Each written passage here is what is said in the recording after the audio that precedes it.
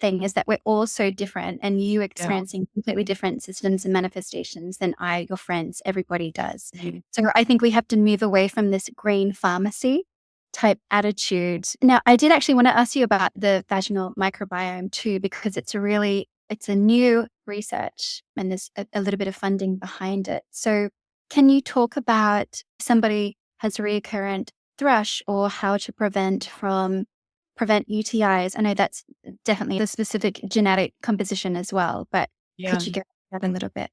Yeah. So the interesting thing, if we compare, so we've talked a little bit about the gut microbiome, and with the gut, the goal is lots of diversity. And then with the vaginal microbiome, the goal is really not a lack of diversity. We want really specific strains of lactobacillus present. And that's what's really protective.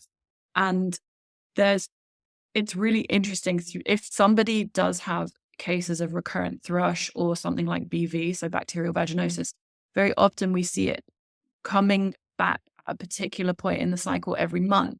And that's because if we think about it, if we have our periods, our vaginal environment, it's a lot more iron rich. And so there's different bacteria that will thrive versus just after we ovulate and just before we get our periods, our immune function drops a little bit because the body's goal is socialization and implantation.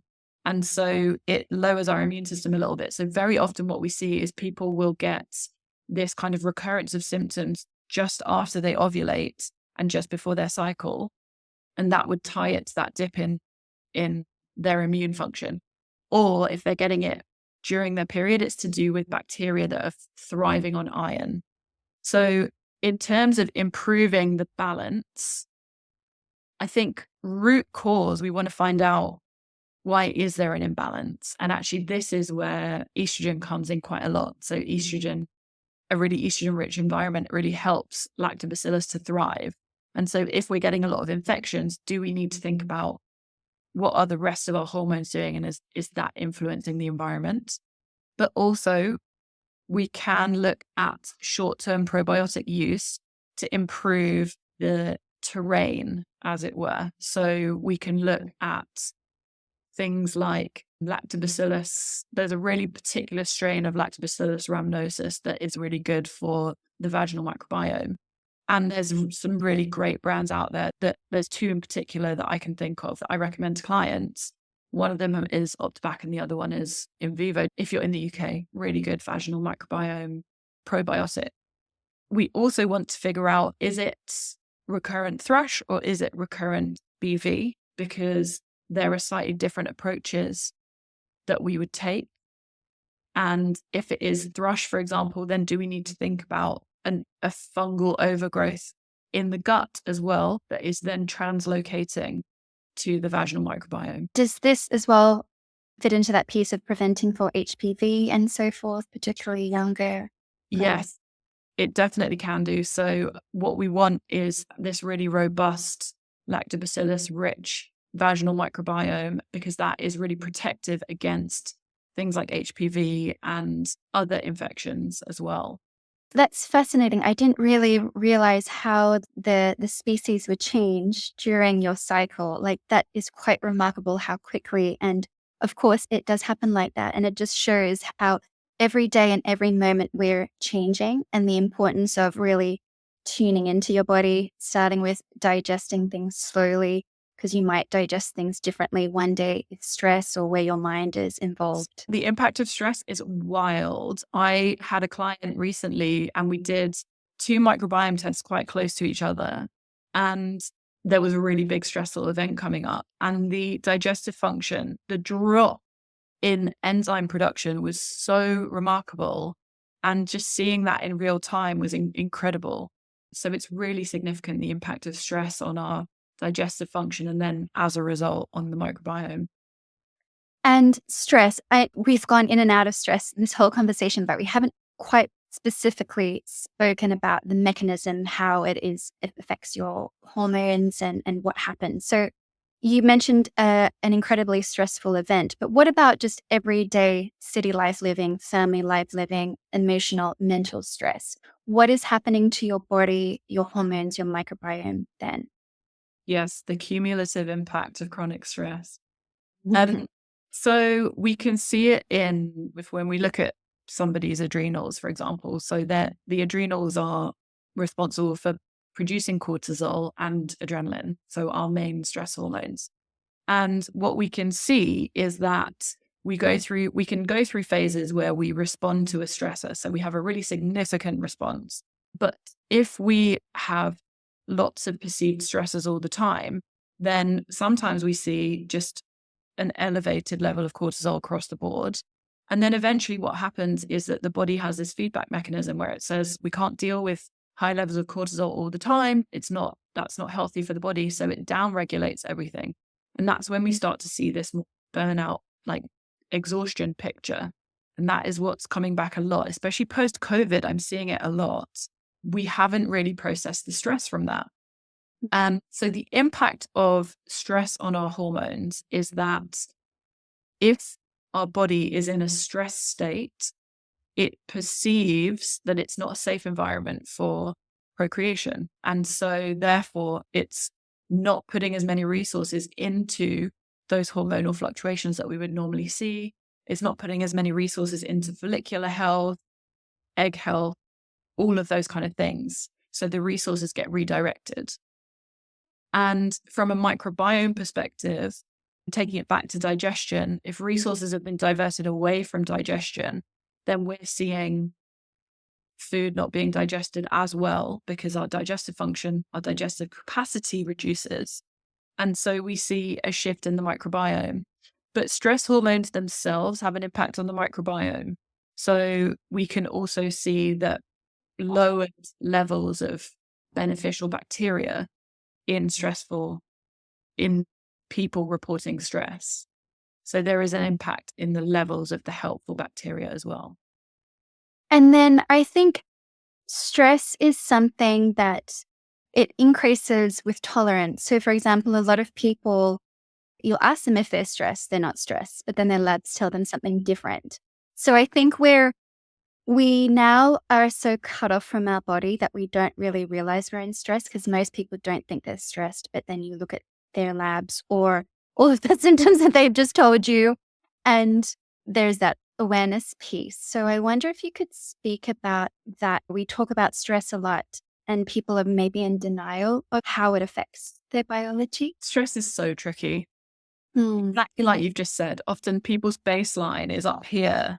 They're like, I'm not stressed, but we look and we're up here. And actually, if we compare that to in the grand scheme of things, that is stressed. And so what we do as humans is we disconnect this from the rest of the body because it becomes too difficult to manage all of the feelings. And so we stop noticing them. And when we start re-establishing that mind-body connection, which we can do through so many different ways, like mindful practices and mindful movement and connecting with nature and all of those kind of things. But when we start to reconnect those, it feels so uncomfortable in the beginning. But ultimately, for your long-term health, it's so important that you're noticing the cues from your body because one of the things that we hear the most about is sleep disturbances and that having an impact on quality of life. But our whole body has a circadian rhythm. Our hunger cues are set by our circadian rhythm.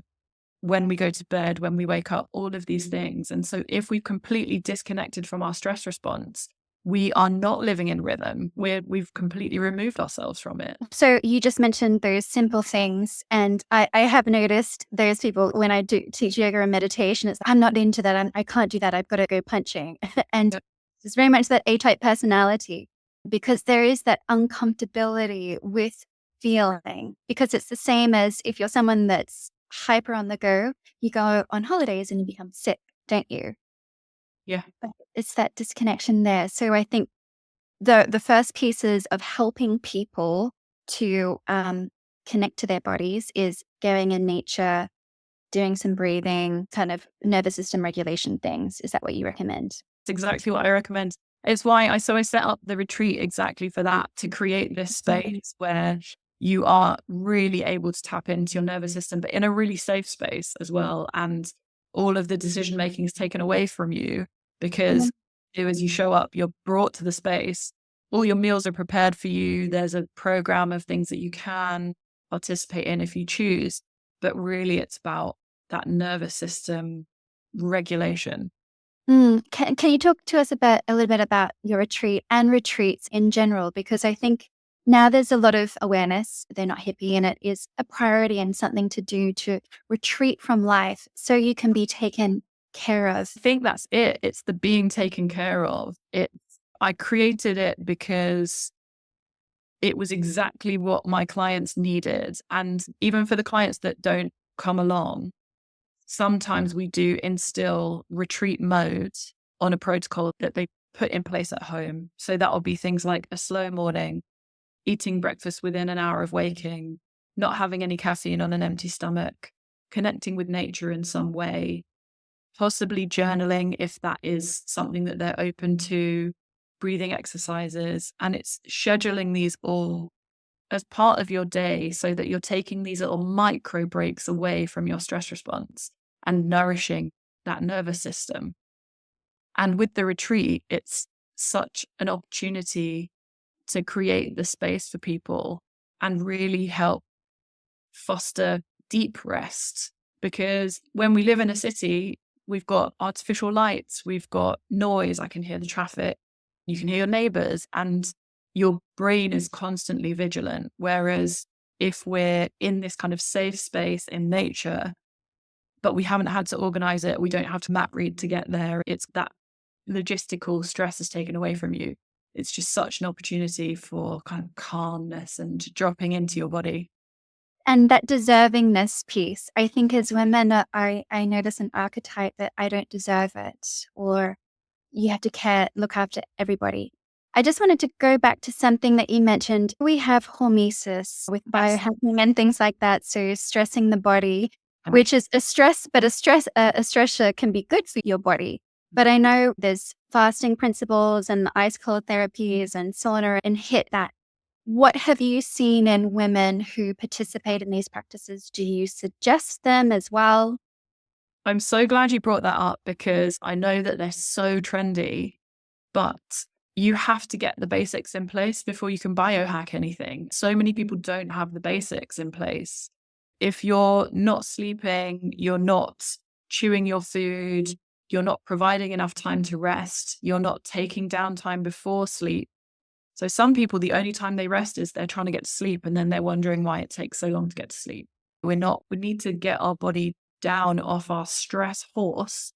And I think hormesis is great, but if it's already in a body that is so stressed and we've got this cortisol dysregulation, it's not hormesis anymore. It's just an additional stressor that your body and your cortisol response is going to have to deal with.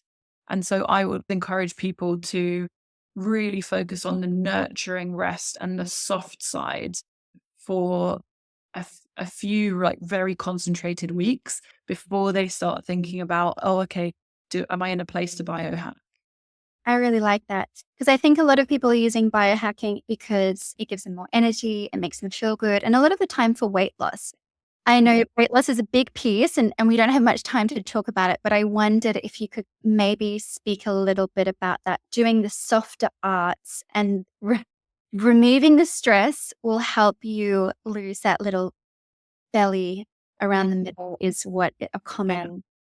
So if we do have this really active stress response, then what we see is every time that we are having this cortisol response, we have a blood sugar response, and then the body releases insulin. And so there's a few times where people really comment on noticing a belly, and that is a lot of women with PCOS will notice belly fat or back fat suddenly developing, also around perimenopause. And if we are very stressed, and that's all that cortisol insulin response. And so if we are slowing down and allowing the body to rest, like truly rest, and we are exercising, but in a way that we're not stimulating this cortisol response. So strength training is a great option with long rest periods versus long runs, for example, because that's going to kick into your stress response.